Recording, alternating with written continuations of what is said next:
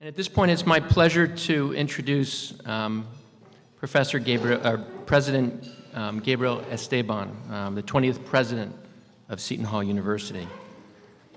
Dedicated to the heart and soul of the institution's now 157-year-old Catholic mission, because today is our Charter Day. Dr. Esteban is laying the foundation for the future by investing in faculty and student success, enriching academics, upgrading facilities, and increasing alumni and donor involvement. He's a teacher, a scholar, and an innovator, all characteristics of a career of achievement built on leading institutional change and transformation. So please welcome President Esteban.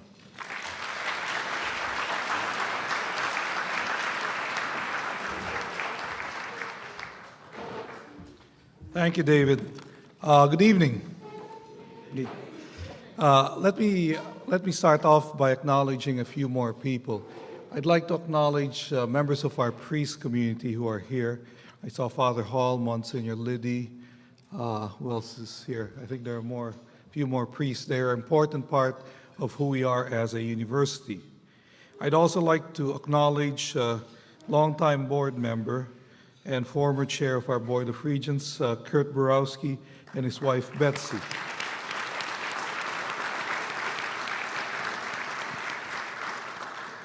Mr. Borowski asked me to serve as interim president, I guess just under 3 years ago, and I haven't forgiven him since. Thank you, Kurt. And one last thing is, before I get into my notes, I'd also like to greet someone special today. I want to greet Mr. Tom Sharkey, happy birthday.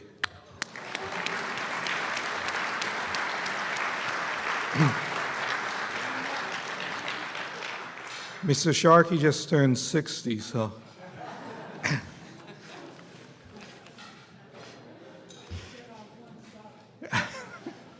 Thank you, Tom. Tom's been a great supporter of the university over the years and a really good golfer as well.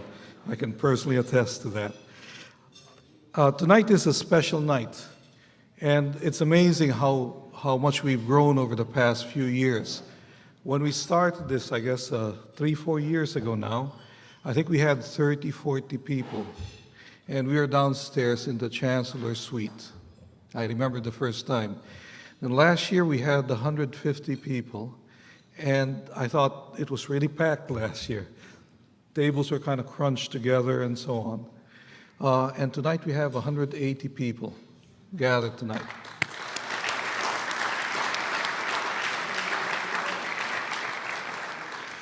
So on behalf of the university community, we'd like to express our deepest thanks to our donors and supporters. You make us who we are today. Again, thank you to our donors.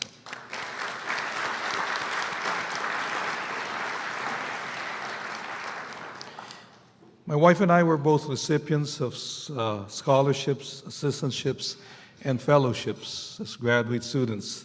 And that allowed us to be able to make something of ourselves in this great country. So I cannot begin to tell you how humbling and inspiring it is for me to welcome you to our annual scholarship dinner. It's my privilege to thank you personally for your generosity to our students and for the lessons in servant leadership you personify. As we celebrate this noble tradition of philanthropy, we reflect on how the act of giving advances our university's Catholic mission. As our students benefit from the generosity of others in helping them achieve their goals, they learn that they, too, must be engaged in the work of assisting others. And in our table, for example, one of our scholarship recipients talked to us about his upcoming trip to Haiti, which is servant leadership. You communicate this lesson clearly by your actions because scholarships, in a very concrete and lasting way, teach philanthropy, which, as you know, is about so much more than writing a check. It emanates from the heartfelt desire to give back. The hard reality is that scholarships are imperative these days. More students than ever need financial help in order to attend college.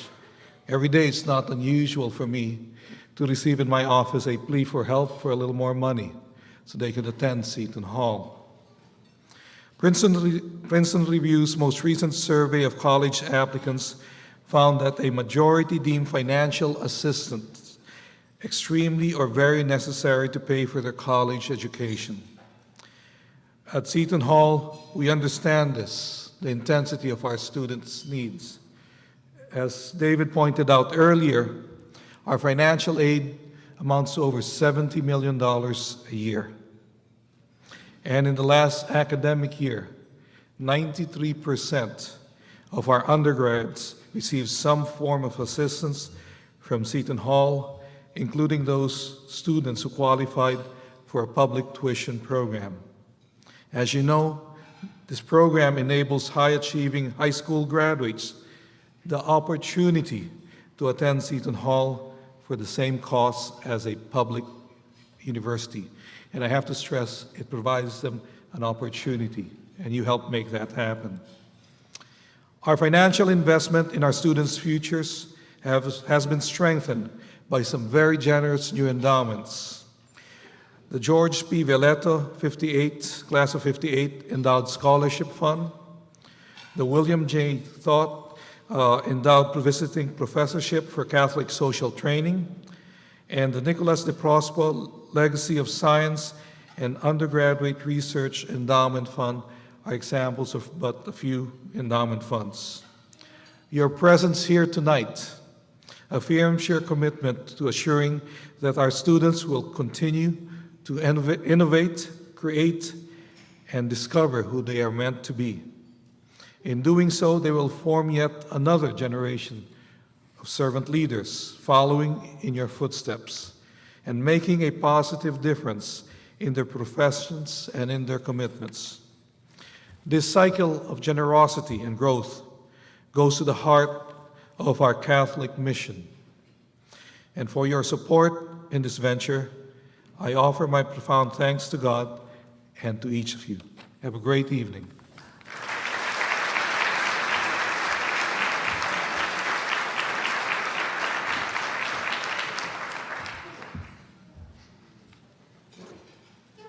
So now it's my pleasure tonight to introduce both a benefactor of the university as well as two of our students who've received your generous support. Right now I'd like to introduce Nicholas Lombardi, who is Seton Hall Law Class of 1987. Nick, who's here tonight with his wife Jacqueline and his mother Ginger, obtained his JD degree in 1987, 3 years after he graduated from Muhlenberg College. After clerking for a Superior Court judge, he began his career as a litigator, specializing in negligence cases and successfully winning some notable jury verdicts before forming his own law firm in Wayne with Kevin Harrington 13 years ago.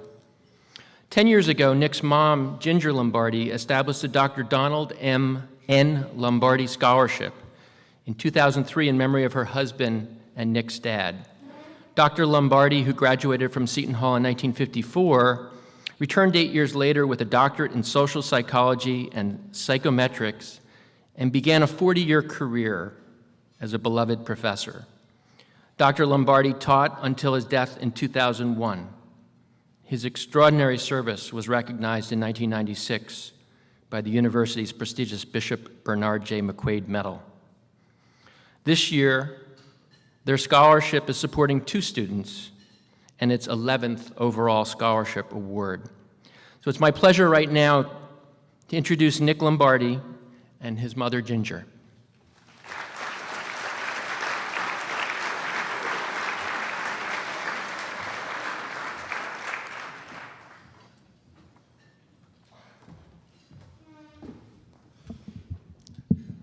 Good evening. It is so wonderful to be back here at Seton Hall University. I think the first time I was on this campus, I couldn't even walk yet.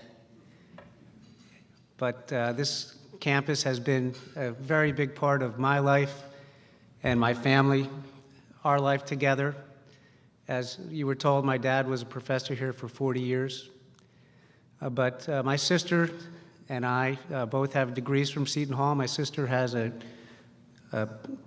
doctorate degree, or I'm sorry, a master's degree and also a bachelor's degree that she obtained here. I obtained my law degree here, and we grew up on this campus, and it's so nice to come back. Some of my earliest and best memories are of this campus. I remember coming here in 1970s and 1980s when I was a child, and visiting my dad as he worked, going to the basketball games, and I have a very clear memory of his office. We could watch the baseball games from the window, and I got to see players like Rick Cerone, who went on to play for the Yankees, and it was something that I'll never forget. I remember being in this room when Bill Rafferty was the coach of the basketball team, and probably on this very stage, we'd come to the dinners every year, and Bill would give a speech, and he was as entertaining then as he is now as a commentator on TV. So it was always a wonderful experience to come here. I remember in this very room seeing the amazing Kreskin, who was a Seton Hall graduate and was a student of my father. And I was in high school at the time, and he brought me and my friend up on stage, and we got to be part of the act. And it was quite an evening. So Seton Hall is woven into the fabric of our family, and it was such a big part of my life, my mother's life, and my sister's life. And it's wonderful to be able to stay in touch and to come to an event such as this. Our family's experience with Seton Hall, as you were told, began probably in 1950 when my dad walked on this campus for the first time as a freshman. At that time, he was the oldest of three boys, the first in his family to go to college. He had no money. He had to work evenings at the brewery and pay for his way through college, which he was able to do. And he obtained his degree here from Seton Hall in 1954 before going on to get his PhD. And in 1962, he came back as a professor in the psychology department, and he stayed in that position until he died suddenly in 2001 on the night before commencement. And it was a shock, obviously, to our family and to the entire Seton Hall community, and it was a terrible loss that was felt by everyone at Seton Hall. And we knew we had to do something because my dad loved this university so much. He was here for so long. He put his life into this place, and he loved every minute of it, whether it was going to the basketball games or riding the bus when the fire occurred to counsel some of the students who needed his help. He was here for this university, and he loved it more than anything. And we wanted to be able to continue his legacy at this university. And to do that, we couldn't think of any other way than trying to establish a scholarship for the psychology department. And at that time, there was no other scholarships in the psychology department, and this was the first one. And as a testament to the man that my dad was, and to the people that he affected, and the love that they had for him, we were able to raise over $100,000 in a few months to establish the Donald N. Lombardi Scholarship. And it's been my great pleasure every year to come down here and meet with Dr. Jeff Levy, who was the chair of the psychology department for, I think, 30 years, and Dean Kaiser, Chris Kaiser. The three of us get to interview the three finalists every year, and it's a day that I really, really look forward to because every year the three students that we interview are just so inspiring, so spectacular, and such a tribute to the work that Seton Hall does. It's really a pleasure, and my dad would be so proud that we are continuing his legacy in this manner. When we started the Lombardi Scholarship, I talked to my mom, and we decided that we didn't want it to just be about academics. We wanted it to be about more than that. And one of the things that was very important to us was that it take into consideration the community service of the applicant, their commitment to their community, their commitment to the Seton Hall community, and what they've done to help others, much like my dad did. Because my dad was more than just a professor of psychology at Seton Hall. He was also had a thriving private practice that he helped so many people as being a part of. He worked at the Essex County Youth House, working with juvenile delinquents and really making a difference in their lives. He did that for 25 years. He was the town psychologist working with the police department and the fire departments in many of the local communities in Essex County.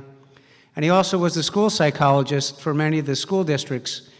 And in all of these capacities, he really made a difference in people's lives. And one of the things that struck me when he passed was at the wake and the funeral and afterwards, so many people came up to me and told me their stories, how my dad had really affected them, how he had been there for them when they were in their darkest hours, how he had saved their marriages or helped their children when they were really struggling. And it really struck me that we needed to do something to continue that legacy. So it was very important to our family that the scholarship include a consideration of the person's good works, volunteer work, and what they've meant to their community. And these applicants have, all that I've interviewed, have had a solid history of making a difference in their community. And I think that's a tribute to Seton Hall, because I think Seton Hall makes it important that their students be part of the community and be a contributing part that makes a difference in the community. And it's nice that they can go hand in hand. So it's really wonderful that the scholarship has been able to continue and that we've been able to continue my dad's legacy in this manner. Today, when I went into my office, one of my coworkers, who also is a very dear friend, was not at work today. And she wasn't at work today because today was the second anniversary of the passing of her son, who was 21 years old when he succumbed to drugs and addiction. And when that happened 2 years ago, I remember thinking to myself, boy, if my dad was alive, I think he could have made a difference. And today, when I thought about it, my hope is that through the Lombardi Scholarship, the winners of the recipients of the scholarship and the finalists of the scholarship, that these individuals will be encouraged to go out like my dad did into the community, make a difference, and help their fellow man. And maybe, just maybe, they can make a difference and make tragedies such as that less frequent. And I hope that's what happens, and I encourage all of you students to go out, make your way, find success, but never forget what Seton Hall stands for and what you learned here. I encourage all the donors and thank you for contributing to this great institution that is Seton Hall. And I encourage you to be proud of your affiliation with Seton Hall and to never forget the ideals that this great institution and this great university stands for. Thank you.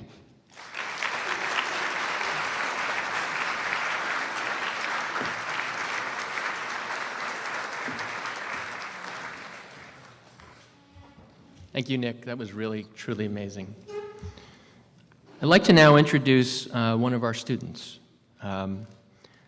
Angelica Lazar, class of 13, is a resident of Manville, New Jersey, and the recipient of the Edward J. Loyas Scholarship. She's scheduled to graduate this May from the Stillman School of Business with a concentration in accounting and a minor in Russian.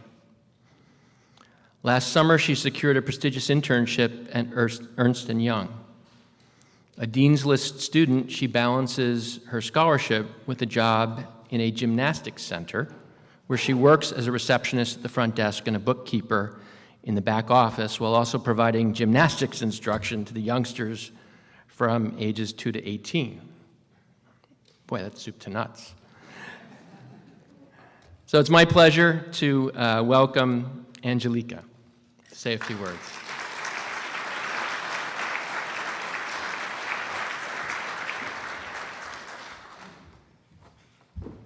Good evening. As you all know, my name is Angelica Lazar. I am a senior with a major in accounting and a minor in Russian. This year, I am the recipient of the Edward J. Loyas Scholarship. Mr. Loyas was a Polish-American just like myself, who graduated Seton Hall in 1953. As a teacher, he understood the importance of an education and the difficulties of financing a college education in the United States. In 2009, Seton Hall University received approximately $2 million for a scholarship from Mr. Loyas. The scholarship awards undergraduate students who have an appreciation and interest in Polish tradition, culture, history, community life, as well as those that get involved in Slava Club. This year, I am one of those fortunate students who has been awarded with Mr. Loyas' generosity. I am honored to be here tonight to speak to you about how this scholarship affected my life and what it has done for me. My parents brought our family to America when I was 9 years old.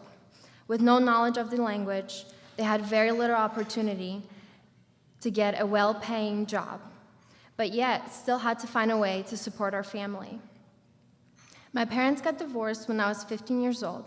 Throughout my life, I have watched my mother struggle in working 2 jobs, 16 or more hour days, and weekends too.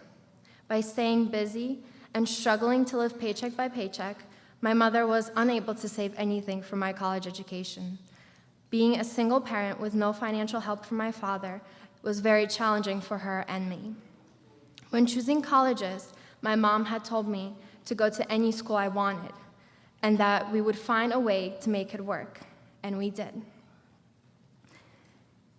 It was a challenge, but the strength of my mother was my inspiration. I was able to attend school and work, and I was able to work, I had to work long hours while also attending school and managing my extracurricular activities. Being awarded this scholarship has allowed me to decrease the number of hours I was working and to focus my time on something else other than school and work. By joining Slava Club and becoming the club's president, it has helped me to develop into a more responsible and a well-rounded individual, as well as help build my character. I was so blessed and thankful to receive this scholarship. Bringing this news to my mother provided an expression of relief on her face. It had showed my mother that she had raised me to become a student that strived both inside and outside of the classroom, which may have been the most rewarding thing for her. It was proof that someone had believed in my education and cared about my future and my career. Attending Seton Hall, I always felt that my professors and faculty cared about my success not only at Seton Hall, but when I graduate as well. Throughout the years, I was fortunate to meet professors like Anna Kuchta, who stays up late just to be able to bring homemade treats to her students the next day in order to make learning Russian less painful. Her dedication and hard work she puts into Slava Club has shown tremendously throughout the years, through all of the awards that the club has received. Also, Professor Richard Hunter, who teaches with such passion and makes it hard not to pay attention in class. He takes a dry subject like law and finds ways to relate to his students through interesting stories and examples that sometimes even get acted out in class. There are so many other great faculty and professors at Seton Hall who truly inspire and challenge students to go above and beyond their potential. Seton Hall has not only prepared me for my future career as an accountant, but has provided me with the support I needed to be successful. After graduation, as I go on to take my CPA exam and start my career, I will always be appreciative for the experience Seton Hall has provided me with. It truly became a home for my mind, heart, and spirit. Most of all, I am thankful for the inspiring and motivating professors and faculty, great opportunities and experiences, as well as friendships that will last a lifetime. All these have played a tremendous role in shaping my character and helping me achieve one of the biggest milestones in my life. Thank you again to all the benefactors tonight. As a future grad, you have truly inspired me to give back to the university in the future. I would also like to thank to all those who participated in putting together such a wonderful event. I know that many students can relate when I say that being able to meet your benefactor is such a rewarding and fulfilling experience. No thank you is better than looking them in the eye and being able to genuinely and sincerely thank them for investing in your future and making sure that their generosity will not go unnoticed. As Ralph Marston quoted, "Make it a habit to tell people thank you, to express your appreciation sincerely and without the expectation of anything in return. Truly appreciate those around you, and you'll soon find many others around you. Truly appreciate life, and you'll find you have more of it." Thank you.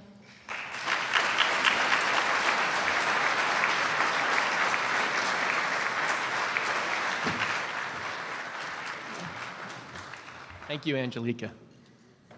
And now I'd like to introduce Christian Poe, class of 13. Christian is a resident of Newark, New Jersey, and the recipient of the Martin Luther King Scholarship. Christian is a history major and is scheduled to graduate this year. Founder and president of the NAACP's South Orange Collegiate Chapter, Christian is also a popular speaker around campus, including the Martin Luther King Day program and Seton Hall's Black Solidarity Day. It's my pleasure to welcome Christian Poe.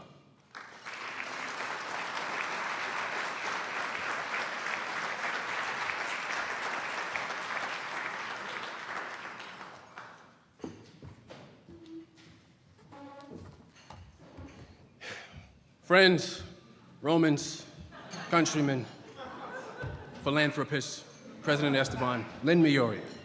No, I'm kidding. Good evening and greetings to everyone present, students, faculty, administration, President Esteban, and a special welcome and thanks to our Seton Hall benefactors.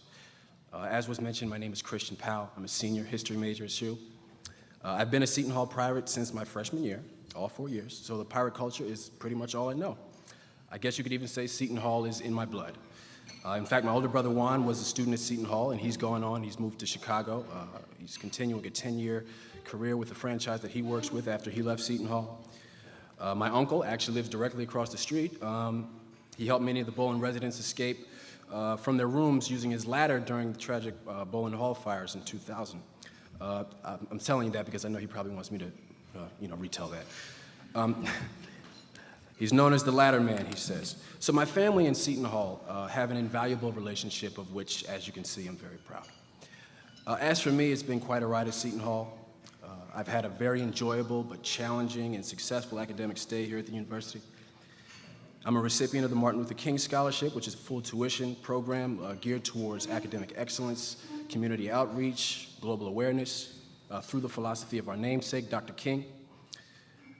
Most recently, my greatest joy has been serving as a mentor in AT&T's pilot program in partnership with Seton Hall and CCRE.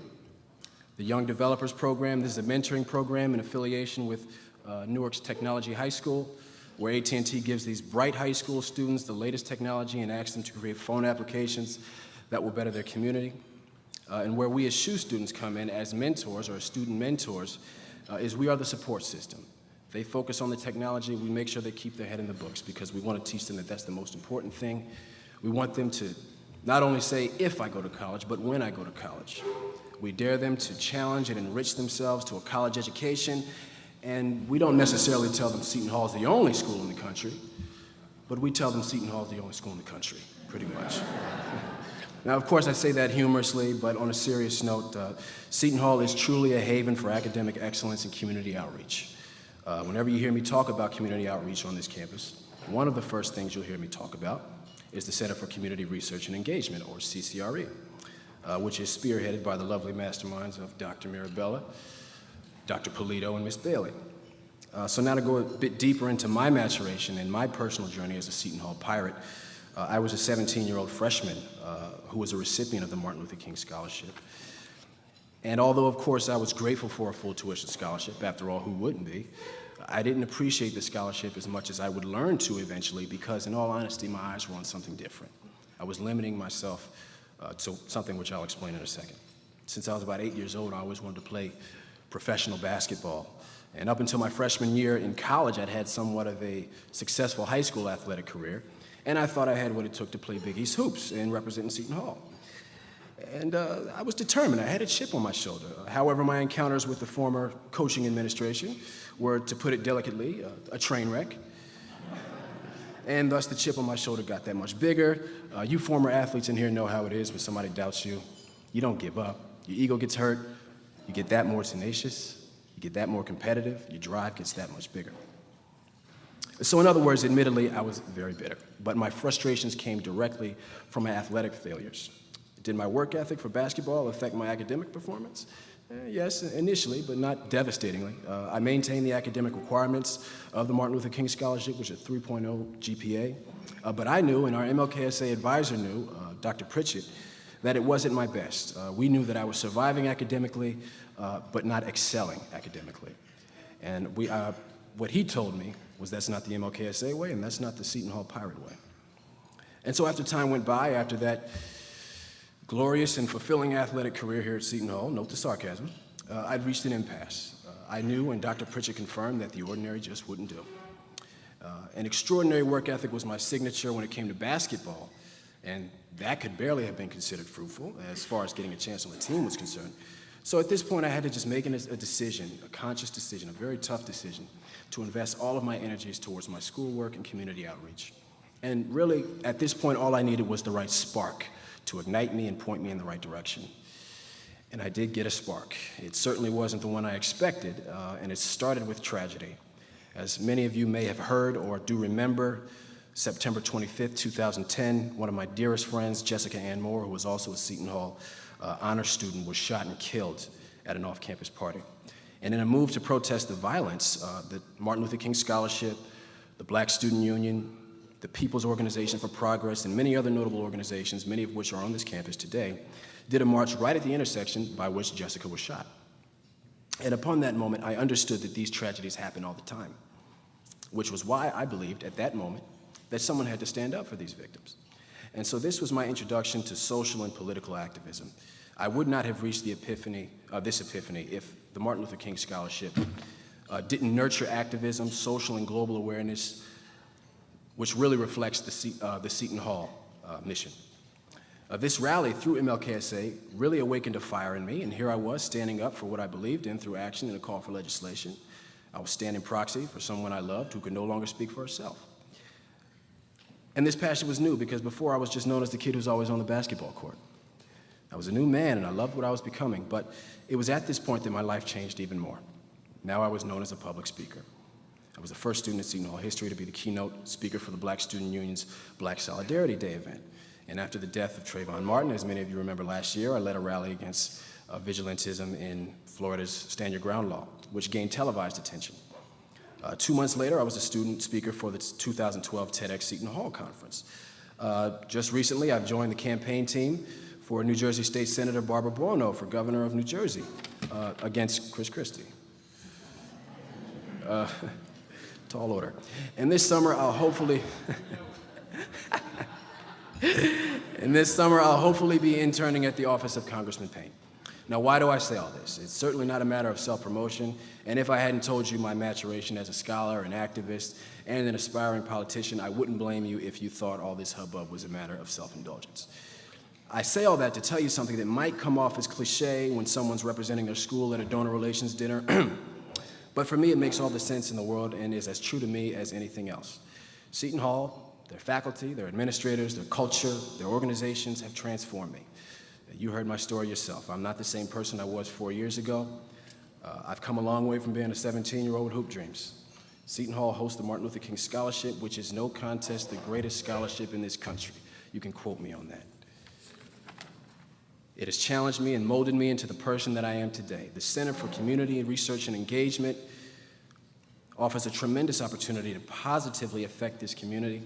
And so long as this program continues, the city of Newark will continue to progress socially, academically, and thus economically. And so in closing, let me say this. As everyone in here probably knows or has seen, the Seton Hall basketball program has seen better days. But it's funny because I told a couple of my friends something after our final loss that I and many of the students in here are determined to actualize. I said that the time is approaching when Seton Hall will be most known for producing world leaders. So don't feel bad about another basketball loss, because as far as us future world leaders are concerned, everything's going according to plan. And I'm convinced that as long as your contributions continue to grace us on this campus, your philanthropy, your support and spirit, we will actualize that dream. Thank you. Go Pirates.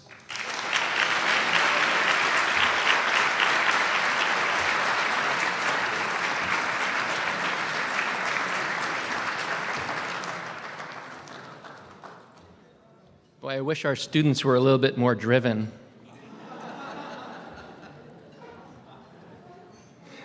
So as you can see, we really do have some very talented and grateful students at Seton Hall. To our donors and your families, thank you for joining us this evening and for your generous support for for our students. Please know that your support is making an enormous difference in the lives of our students. And as ambassadors to scholarship support, you can help us add more alumni and friends who are committed to this very initiative. To our students who are here, continue your great studies, continue your involvement. Get involved with alumni while you're still students. And we hope that you too will carry on the tradition of giving back when you become alumni. We do have photography tonight. We would love for you to be photographed with your benefactors and the students. I believe it's in the back. Over here? Over here. Okay. So if you do have a chance, we'd love to take your picture. Good night, everyone. Safe travels, and thank you for coming.